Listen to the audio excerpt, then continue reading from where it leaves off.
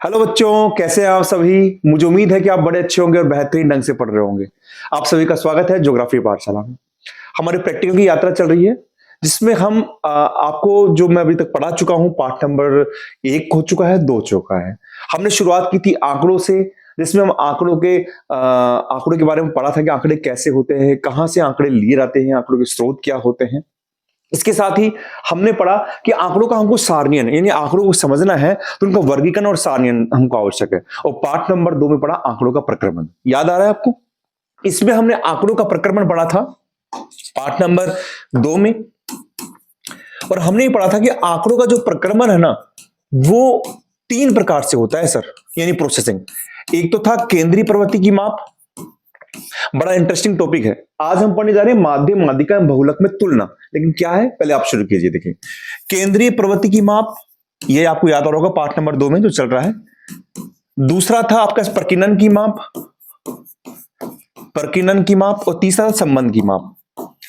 हमने इसमें केंद्रीय प्रवृत्ति की माप पढ़ी है, जिसमें 3 पढ़े हमने 3 क्या पढ़े हैं सर? एक तो पढ़ा है कि माध्य, एक होती है माध्यिका और एक होता है बहुलक। अब मैं आपको बताना चाहूंगा कि माध्य, माध्यिका, बहुलक क्या थे। केंद्रीय प्रवृत्ति की माप वो होती है ना बेटा, जिसके अंदर हम सभी आंकड़ों के अंदर एक ऐसे मान को खोज लेते हैं, ऐसे मान को दे लेते हैं जो सभी का प्रतिनिधित्व करता है।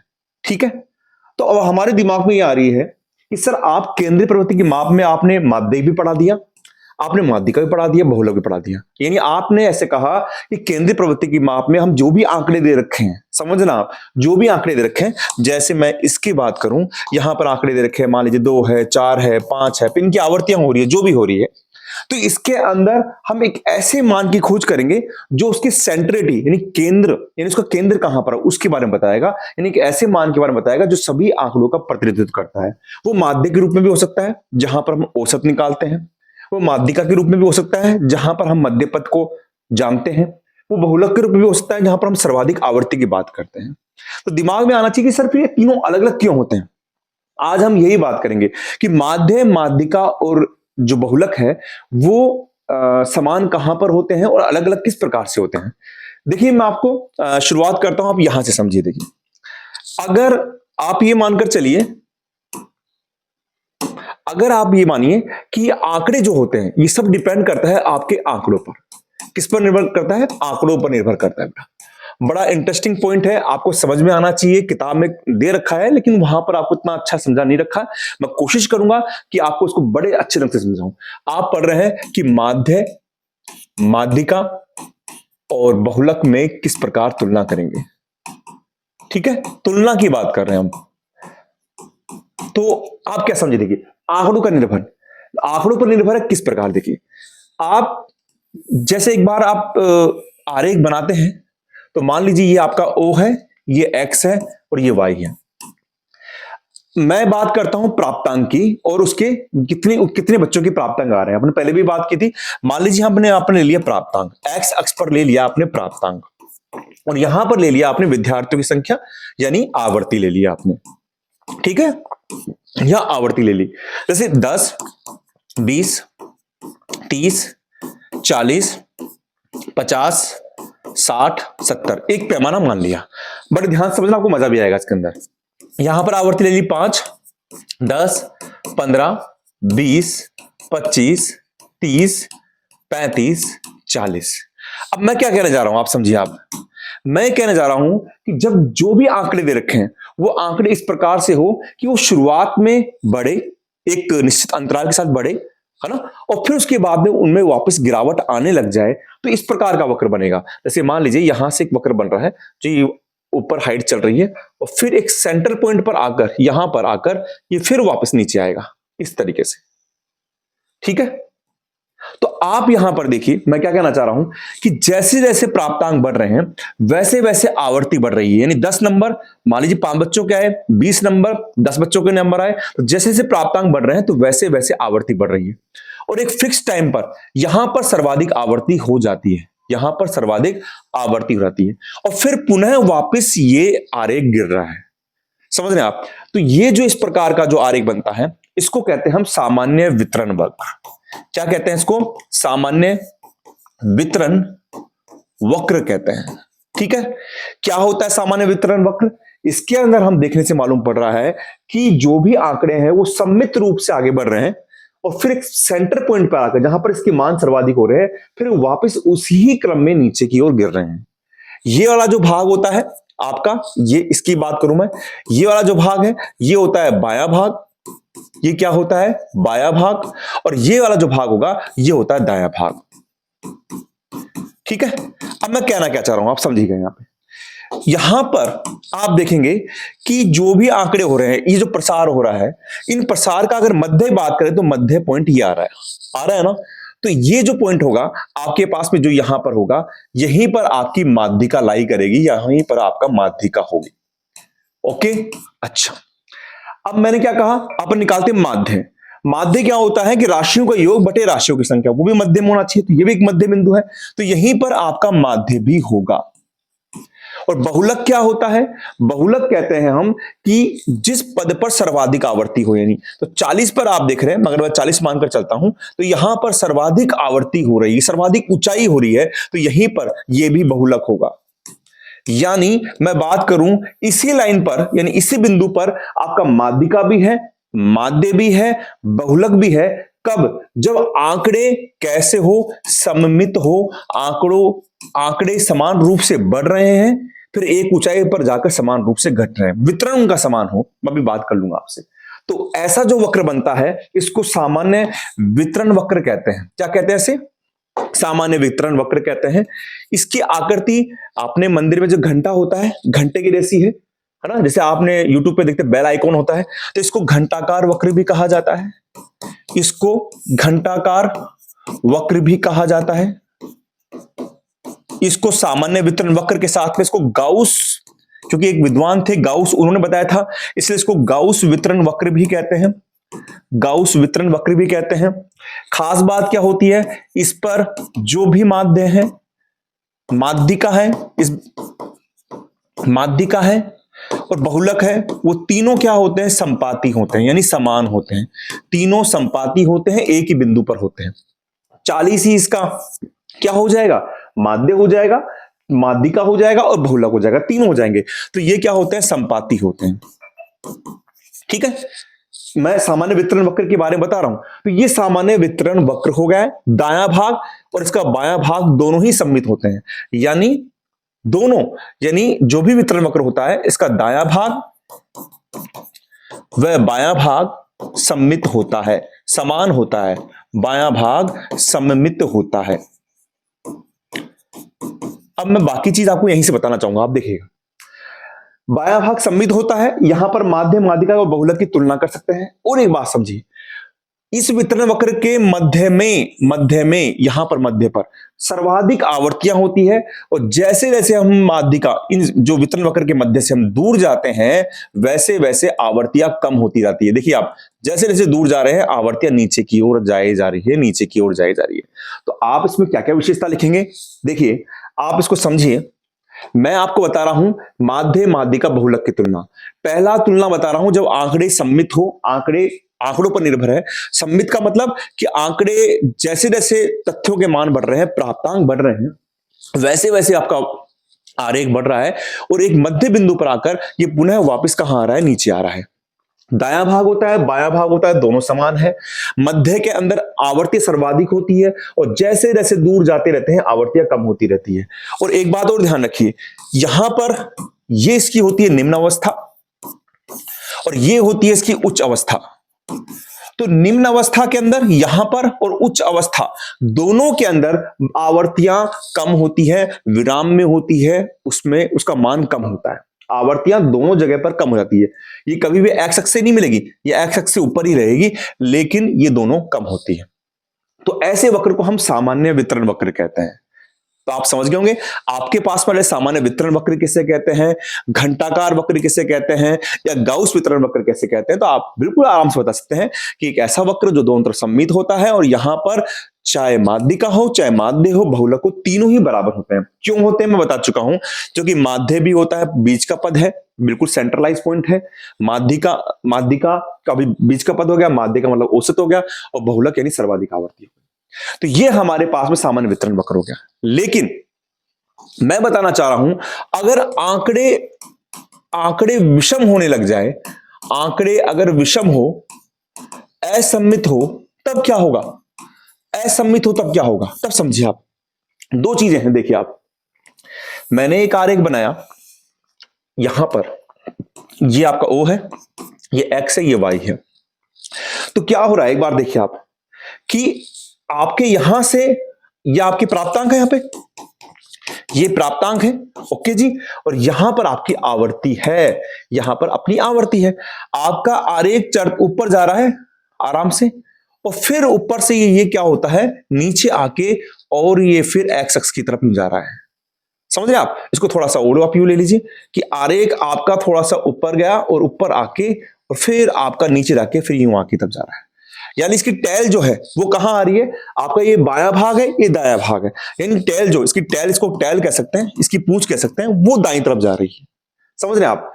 तो क्या होगा, तो आप देखिए, तो क्या फिर माध्य माध्यिका बहुलक क्या पहले की जैसे होगा, नहीं।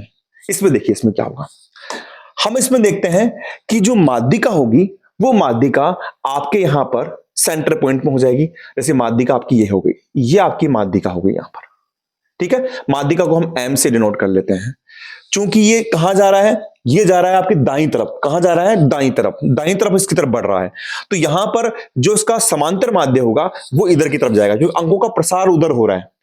समांतर माध्य होता है राशियों का योग बटे राशियों की संख्या, यानी सेंटर पॉइंट लेकर आते हैं, तो वो थोड़ा इधर होगा। तो ये आपका एक्स बार हो गया, और चूंकि सर्वाधिक ऊंचाई कहां पर है इसकी, यहां पर है, तो ये आपका बहुलक हो गया, ये आपका बहुलक हो गया, ठीक है। तो ये आपका बहुलक हो गया है।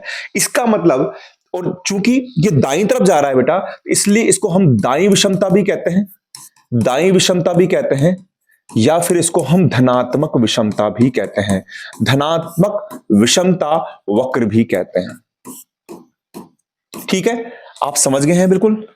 वापस मैं रिपीट कर रहा हूं, यहां पर आप देख रहे हैं आंकड़े विषम है, आंकड़े एक्स अक्ष से ऊपर चले और ऊपर जाकर हाइट लिए एकदम से मान बढ़ रहे हैं। वहां पर मान देखेंगे आप धीरे धीरे बढ़ रहे थे, एक पैटर्न से बढ़ रहे थे।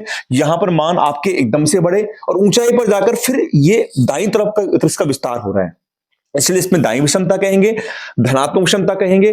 हमेशा माध्यिका बहुलक और माध्य के बीच में रहेगी, ठीक है। तो ये एम आपकी बस मध्य में हो गया, ये एम हो गया, ये एक्स बार हो गया, ये जेड हो गया। जेड होगा सर्वाधिक ऊंचाई वाला। तो यहां पर क्या होगा कि एक्स बार बड़ा हो जाएगा एम से और जेड से। आप यूं सोचना कि जेड तो बड़ा है, जेड बड़ा नहीं है।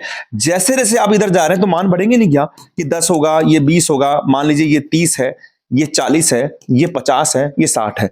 तो एक्स बार का मान 50 आ रहा है, माध्यिका का मान 40 आ रहा है और जेड का मान 30 आ रहा है। तो यानी इधर की तरफ मानों का प्रसार हो रहा है। तो जब आपके पास में वितरण वक्र कैसा होगा, धनात्मक विषमता का होगा।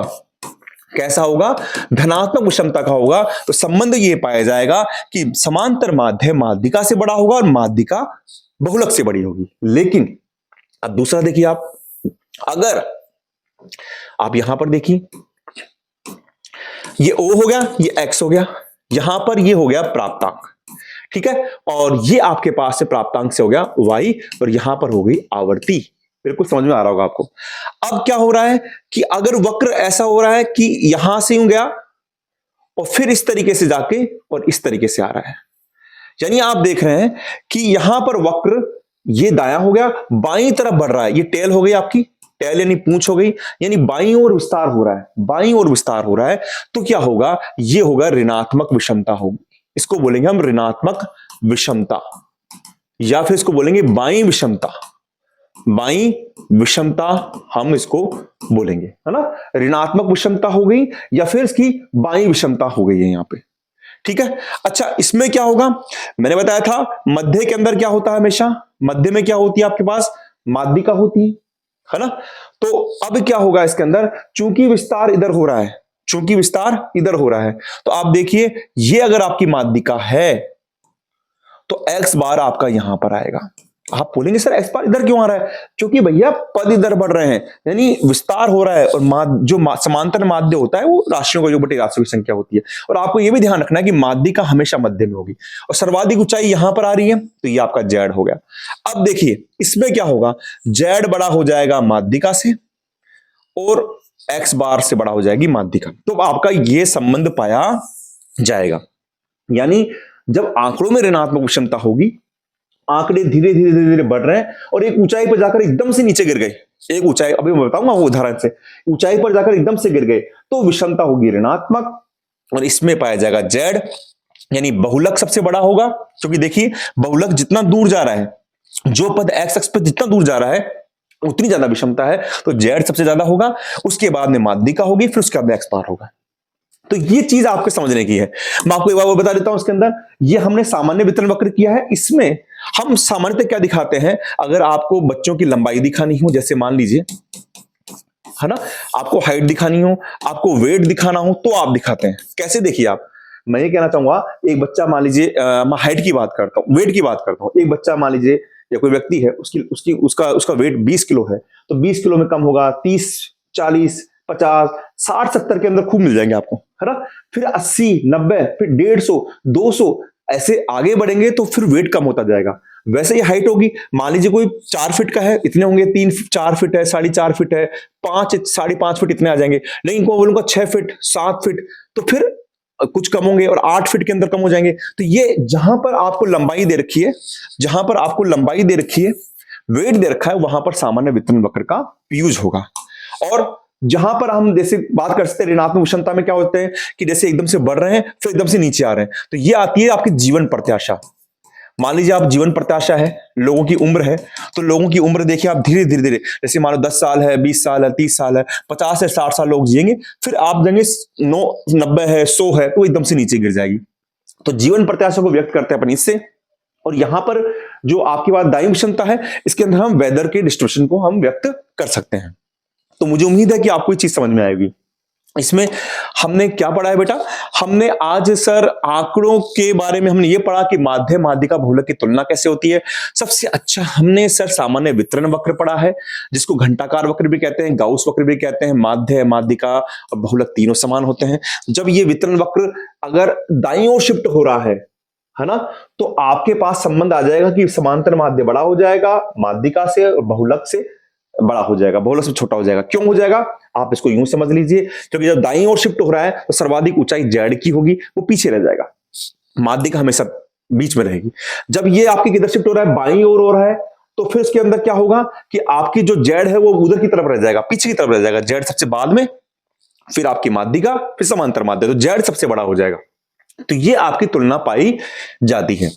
एक छोटे से एग्जांपल से और बताता हूं आपको, देखिए आप इसमें, यहां पर देखिए आप, अगर ये वर्ग अंतराल दे रखा है, और अगर मान लीजिए आवर्ती ऐसी है कि पहले 5 है, फिर 10 है, फिर 15 है, फिर 20 है, फिर देखिए 15 है, 10 है, 5 है, यानी यहां पर बढ़ गया, जिस क्रम में बढ़ा था उसी क्रम में घट रहा है। तो यहां पर आप निकाल के देख लेना, आपको मैंने माध्य निकालना दिखा दिया है, माध्यिका, आपको मैंने एक्स बार निकालना दिखा दिया है, आपको मैंने जेड बता दिया है, मैंने आपको तीनों का एक ही आएगा और उत्तर होगा 35। यानी आप इस अंतराल से और इस एफ से निकालेंगे तो आपके पास, क्योंकि इससे बनने वाला वक्र कौन सा होगा, इससे बनने वाला वक्र बेटा ये होगा, सामान्य वितरण वक्र होगा। लेकिन जब आप देखेंगे यहां पर 5 है, थोड़ा 15 आ गया, एकदम से 40 आ गया, यानी एकदम से ऊंचाई आ गई, और फिर 25, 20, 10 पे नीचे आ रही है, यानी बाईं ओर विस्तार हो रहा है। इसमें आप देखेंगे 5, 10, 20, 25 धीरे धीरे बढ़ रहा है, और फिर एकदम से ऊंचाई लाके नीचे बढ़ रहा है। तो यहां पर आवर्ती करेंगे तो ये दाईं विषमता, ये बाईं विषमता हो जाएगी। तो मुझे उम्मीद है कि बेटा आपको समझ में आ गई होगी चीज। आपने माध्य माध्यिका बहुलक की तुलना कर ली है, आपको समझ में आ गया है। आपका सीधा प्रश्न आ जाएगा कि माध्य माध्यिका बहुलक की तुलना बताएं, या सामान्य वितरण वक्र किसे कहते हैं। नेक्स्ट पार्ट में, नेक्स्ट में हम पढ़ेंगे कि आंकड़ों का आलेखी निरूपण कैसे होता है, किस प्रकार से हम दंडारेख बनाएंगे, वर्तारेख बनाएंगे, वो हम चीज करेंगे। प्रैक्टिकल आपके नजदीक आ गए हैं, हम जल्दी ही पूरा कोर्स कर लेंगे। बस आप यूं ही पढ़ते रहिए, अपना ध्यान रखिए और अपनी पूरी जान लगा दीजिए बेटा। मिलता हूं नेक्स्ट क्लास में, बस अपना ध्यान रखिए।